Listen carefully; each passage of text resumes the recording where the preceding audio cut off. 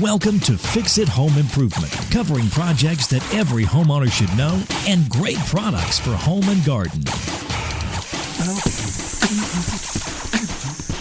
Hi, I'm JC, and this is where we share weekly home improvement tips. I'm here with my co-host, Cindy. Hello, JC. Hi, Cindy.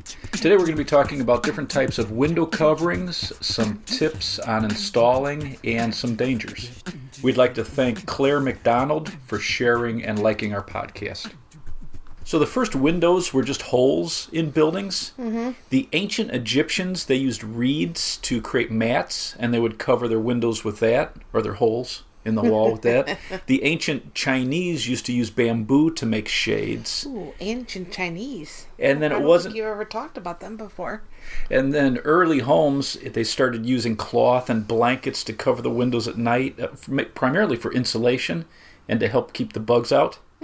In the 1780s in the U.S., the most popular shades were made out of either cloth or paper, and they were painted with landscape or floral designs. Interesting. And what's wild about Renoir, the painter, from 1859 to 1861, he was a shade painter. So he did paintings on shades, so people would order shades, and Renoir would be... How cool would that be, to have one of these shades painted by Renoir?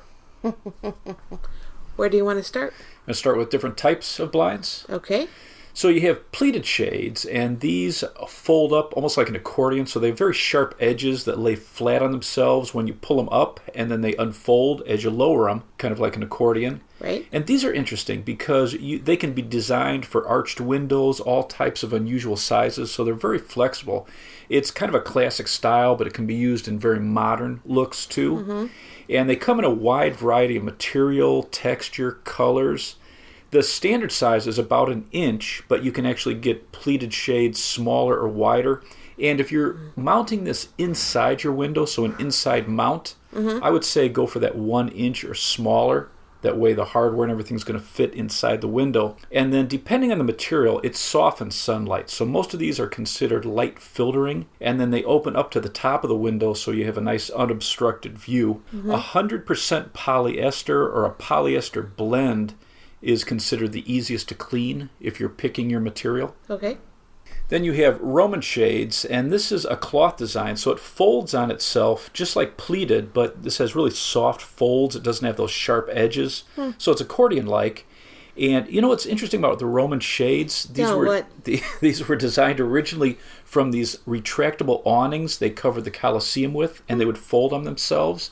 And so people started using that concept in their homes of string that would pull up this cloth.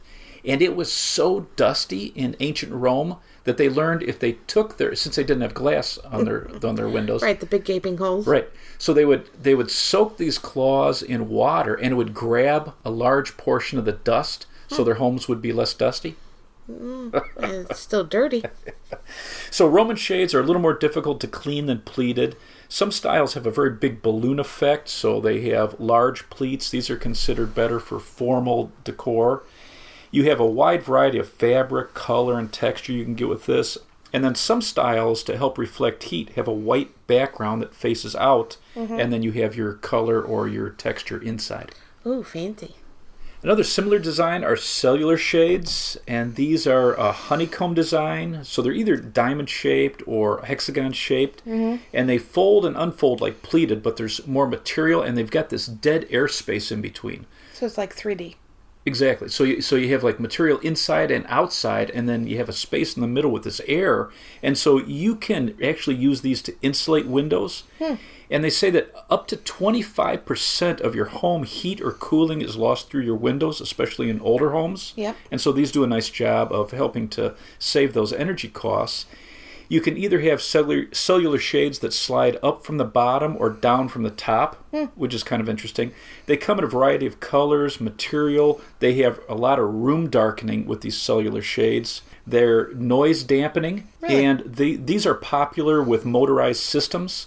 So if you have your remote control and you want to lower and raise your windows, the cellular shades are popular. Wow, that's like space age. And then they have singular cellular shades and then multiple cells. So they have multiple cells next to each other. So they're really insulating. So then you have Venetian blinds and Mini blinds. right, and these are horizontal strips of material that can be raised and lowered, so they stack on top of each other. And then when you lower them, those slats, or people call them vanes, can be tilted down to completely block the light, or you can tilt them so they're all parallel to let the light in, allow you to see outside. These are very popular also with motorized systems. And then they have something that I never heard of. So you have horizontal sheer shades. So this is just like a regular mini blind, but it has a sheer piece of cloth that connects each slat. So when you open it, you still get some privacy. So you can kind of allow a nice amount of light in, but you can't completely see through. And then mini blinds, Venetian blinds, they're popular in kitchens and bathrooms. I would make sure that if you're putting it in a damp location, that you get something that's marked for damp locations. Because again, there's a lot of different materials you can get. You can get light filtering or room darkening, and you can get this in vinyl, aluminum, wood, and they have a lot of different types of composites. And colors. For patio doors or windows that are wider than they all are tall, vertical blinds are popular. So vertical slats that open side to side, and when they're closed, those slats can be twisted, so either blocking the light or any angle to parallel to allow, to see out. These are probably the most durable. They're very easy to control the light. They have a wide variety of material. So you can get these in vinyl, PVC, wood, composite. You can get them in cloth. When you're mounting with sliding doors, they should always open the same direction as a door. So that's something to think about when you're purchasing these for your patio, Right. that you want it to open the same way that your door opens. Another popular blind are the roller blinds, and this is a shade that rolls up on a spring-loaded wooden or metal tube. And this comes in a wide variety of fabrics. You can get it in vinyl, from either a moderate cost to very inexpensive. And you can get very plain, so very cheap, or you can get fancy ones. They're like sculpted on the bottom and have like really fancy pulls. They have solar shades that you can protect your furniture from the sunlight and reduce heat. You can keep your rooms cooler in the summer with some of these solar shades. And the standard roller blind, they want you to roll it out from the back of the tube. So as it rolls, it tightens the spring or some type of tensioning device. And then it locks in place, and then to release it or to pull it up, you give it a short jerk downward, and you need to kind of hold on to it as you raise it. Otherwise sometimes they spin up like crazy, like a cartoon. Nice. And then for a roller blind that won't go up all the way, the trick is you want to remove it from your brackets and then wind it up by hand and then replace it on your bracket and then pull down, and you're reloading the spring or whatever type of tensioning device they have built in. So you might have to adjust this a couple times to get the right tension. Yeah, if you put it up and now you can't pull it all the way down because it just gets too tight, so then you would take it off the bracket, you'd unroll maybe a foot, put it back on the bracket until you get the right tension. And then many of these are great with sheer curtains, so you put them down at night for privacy and then open during the day for light. My grandma always had shades. Yeah? Even when they built the addition onto my parents' house, she has shades in her bedroom. Yeah, they're not, it's And convenient. she has regular curtains, but Right, so you can, well, you get more privacy. You can get blackout shades. You can they're also good for French doors. so my cousin, he is a cop, Okay, and he was on the night shift for a couple years. right. So he would sleep during the day. So he got the blackout shades. Yeah. At first, he put tinfoil on his windows. So I'm sure all of his neighbors thought that he was like a Yeah, scared of aliens. yes, yeah. But nice. Well, it's also good for TV. Like some of these blackout shades, like if you have some of the big screens that are sensitive to light, they're very good for that. And they're also good for allergy sufferers because they don't collect, like some of the Roman shades that are material. They collect a Right. lot of allergens. These don't. To clean them, they recommend that this type of shade, once a year, you take them down, you unroll it, and then you just wipe it down with a damp cloth. So they're very easy to clean. All blinds and shades come in different sizes. Do you have any tips on how to measure? So depending on where you're getting it. So if you're getting it, let's say one of the big box hardware stores, Like the roller shades, you can trim down the width for mini blinds. Well, at the store, they can cut it down to size. Right, and some of them you can do it at home too. Like mini blinds, you can cut the length so it's more custom. Mm-hmm. If you're ordering online, you definitely need to make sure what the company recommends on their measurements, because different factories have different adjustment deductions. So they may want you to take a measurement and then subtract a half an inch or an eighth of an inch so that the brackets fit in there, or the controls to move the windows up and down. And then there's a minimum amount of flat space that they need for an outside mount. So they may say a half an inch or an inch. Some of these blinds you can mount on your window trim, but not all of them. So you really need to look at the company, see what the requirements are before you order it. And then I would always use a steel measure tape for accuracy. Always measure to the nearest eighth of an inch. Some of the top-rated measuring tapes. So if you're going to buy one for measuring for window blinds, the Stanley Fat Max has been always top-rated for years. They're 16 foot and they're 25 foot. It has a nice standout. So when you extend this, we're doing a podcast about measuring tapes. When? Pretty soon. Really? Yeah. All right. Well, I'll give you a couple tips. Stanley Fat Max is good. The iMark. This is their 16-footer was rated one of the top, and so it's just the letter I dash mark. Milwaukee has a 25-footer, and this is considered one of the best. And then Johnson Plain Reader Architect Series. If I was a listener to this podcast, I would just fast forward. What? This is good stuff. We're doing a whole podcast about utility knives, tape measures, and levels. That's great. So stay tuned for one of these. Because we just talked about it the other day. So a good quality steel measuring tape for accuracy is important.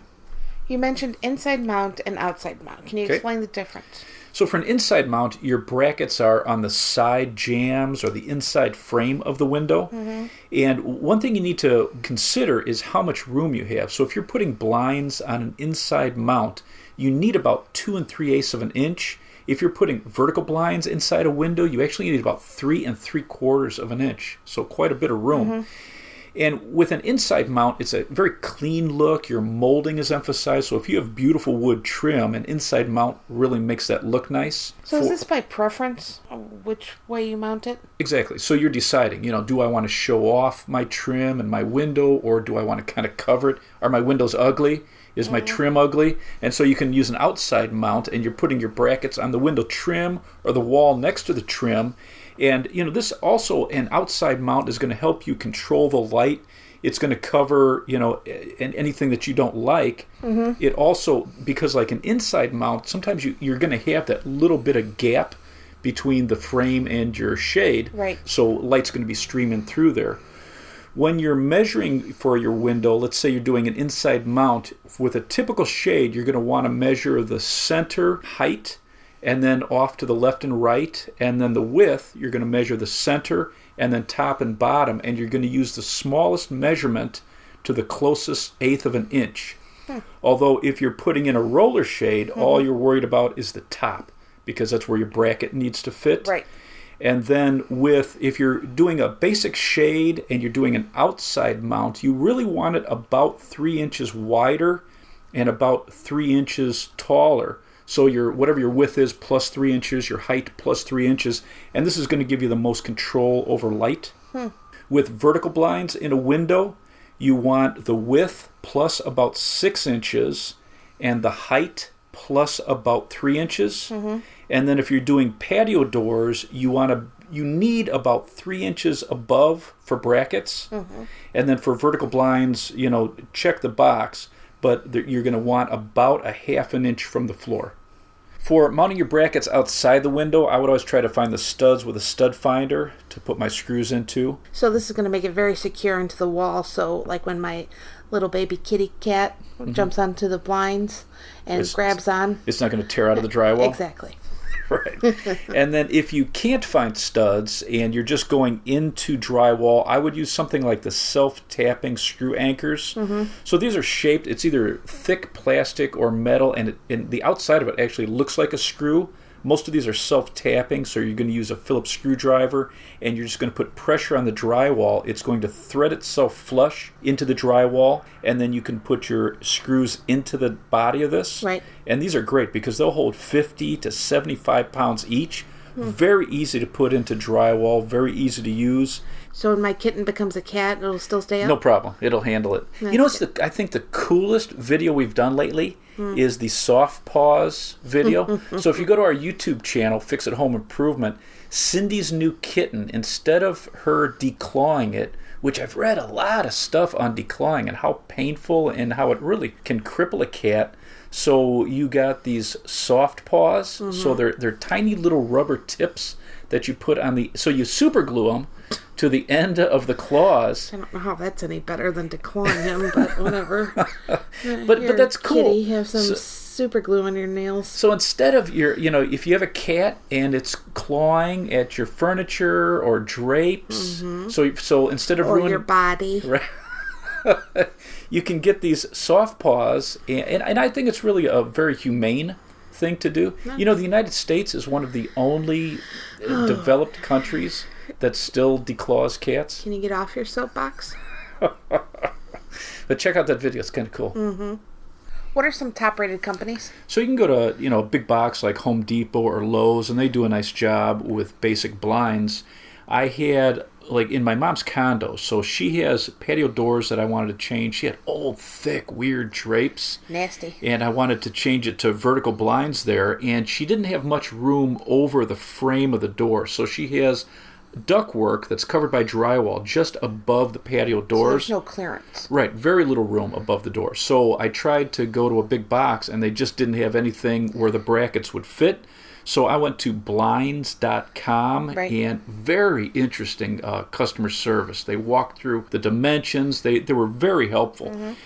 There's 10 top-rated companies if you want to buy your blinds online. So you've got blinds.com, you have Blinds Chalet, Blinds Express, 3-Day Blinds, and that's just the number 3-Day Blinds, Generic Blinds, Just Blinds, Shades, Shutters, Blinds.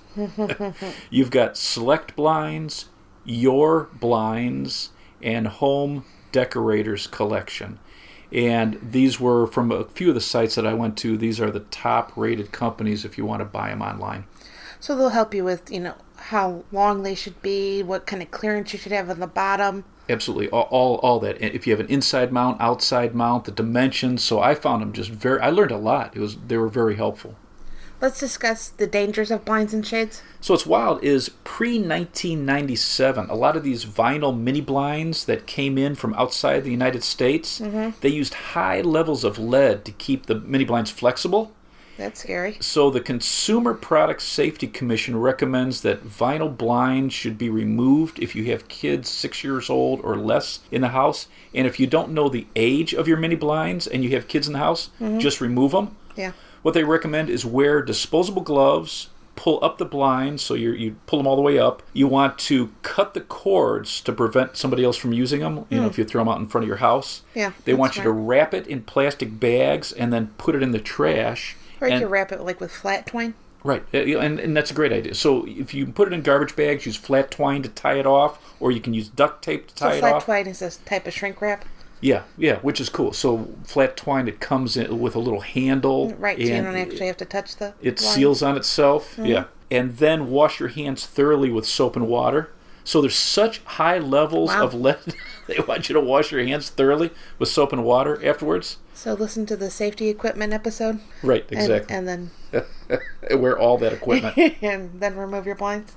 I didn't realize how dangerous blinds were with the cords. Yeah, amazing. There's about 6 deaths a year from kids getting strangled by the cords on window coverings. Well, recently ABC News just did that investigative report that we watched together. Yeah, amazing. Where they showed a video of this. He was, maybe 3 years old? Yeah. And he's just standing by the blinds. The mom's recording her 2 twins just starting to walk. And then she just pans over. And he had no idea. Right. So he wasn't screaming. He wasn't kicking or anything. So his neck was tangled in the cord, and luckily Right. he was okay, but Yeah, and How it quickly that- could have been fatal. Absolutely. So a lot of the blinds, when you have 2 or 3 cords together, they look like one cord, Right. but like on the bottom, it's tied together. So a kid gets his head in between there, and if they slip and fall, again, about 6 deaths every year from these cords. well, I had cut the cords on my blinds just because with the kitty, Right, jumping up and because he's crazy and he was messing Yeah, with which the is blind smart, cords smart. all the time. so- Absolutely. So the Consumer Product Safety Commission says that this is one of the top 5 hidden hazards in a home. Between 1996 and 2012, over 1,500 kids were treated for injuries from getting tangled. How scary! And nobody thinks about this. Just something dumb like cords on your window coverings. A lot of these kids, they suffered brain damage from lack of oxygen, and then 285 kids during that time period died.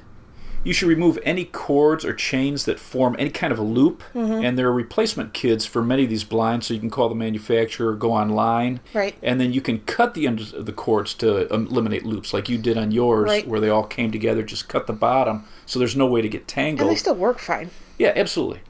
Any blinds before 2001 should be replaced with these new blinds that have safety features. So if it doesn't work by cutting it, I would change them if you have kids in the house or plan on having any kids visit the house. You can Well, they get do have blinds that are like a shade that have no cords, right? Right, absolutely. Yeah, they're making a lot of changes. So there's a lot of legislation now, and the government's trying to get most of these manufacturers to do it on their own so that they don't have to pass laws, and they're making a lot of changes. They have chain break connectors, so there's shorter chains and cords that are held together, and any pressure, it pops that connection. You have cleats that you can get the cords up high, so it's out of the reach of kids. And then just, a couple things to think about. This is the first time you've, moved into a home. I would move any cribs or furniture, any toys away from windows where there's any chance of a kid climbing up and getting tangled in these cords. Right. And also, you got to think about if you have toys and things by windows in a kid's room where they can fall out the window. There's about 9 deaths a year from kids going through screens scary. and killing themselves. And there's over 3,000 injuries a year from kids falling out of windows. So the screens are not going to protect you from pushing through and falling out. Good to know. Do you have anything else to add? I would think about how you want your shades mounted, whether it's going to be inside or outside the window.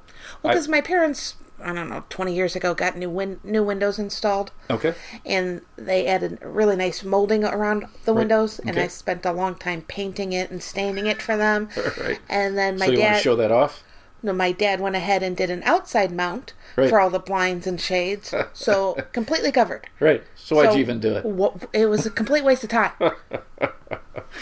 And measure well, especially if you're doing an inside mount. You want to make sure that that measurement is accurate before you buy.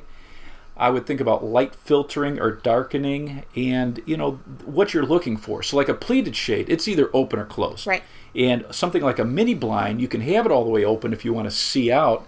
And then when you have a mini blind closed, you can also tilt the slats to, any type of light that you want in the house. Right. Let's wrap this up. You can download our book, Home Improvement Solutions, What Every Homeowner Should Know, on Amazon. If you enjoyed it, leave us a 5-star rating and review. You can subscribe to our podcast on iTunes or Stitcher. If you enjoyed it, please leave us a review. You can check out our home improvement videos on our YouTube channel, Fix It Home Improvement. And you can subscribe to that as well. You can email us at fixitpodcast@gmail.com. Thank you for listening. Talk to you next week.